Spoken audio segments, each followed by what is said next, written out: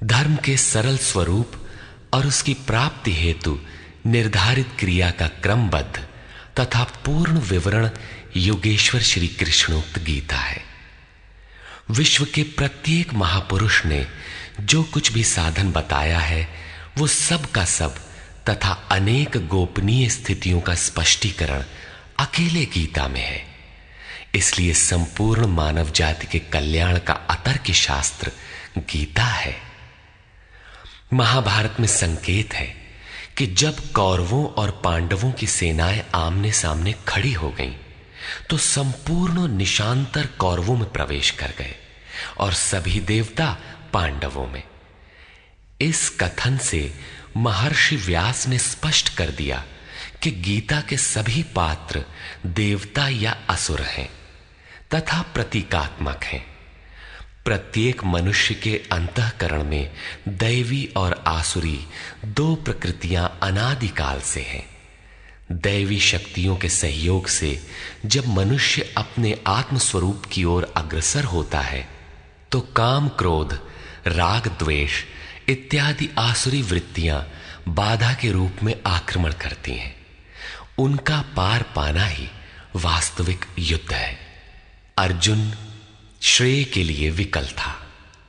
उसकी दृष्टि में श्रेय का उपाय था कुल धर्म, पिंडोदक क्रिया, वर्ण संकर से बचाव, कुल क्षय से बचने के लिए युद्ध न करना इत्यादि।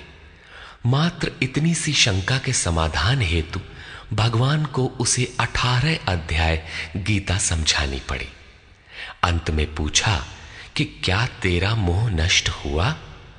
अर्जुन ने स्वीकार किया कि भगवान, मेरा मोह नष्ट हो गया और अब मैं वैसा ही करूंगा जैसा भगवान ने उपदेश दिया है। वस्तुतः ये केवल अर्जुन की शंका नहीं थी, बल्कि मानव मात्र की शंका है कि श्रेय क्या है, उसे कैसे प्राप्त करें। इसलिए स्त्री पुरुष, आबाल वृद्ध, मानव मात्र के लिए गीता के 18 अध्याय का अनुशीलन एवं नियमित पाठ नितांत आवश्यक है, जिससे ब्रह्म विधि की स्मृति सृजित रहे तथा बच्चों में भी इन कल्याणकारी संस्कारों का सृजन हो सके।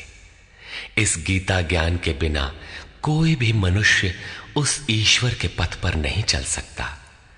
अक्षय सुख, शाश्वत शांति, लोक में समृद्धि तथा मूल शंका समाधान हेतु इन कैसेटों का संकलन किया गया है।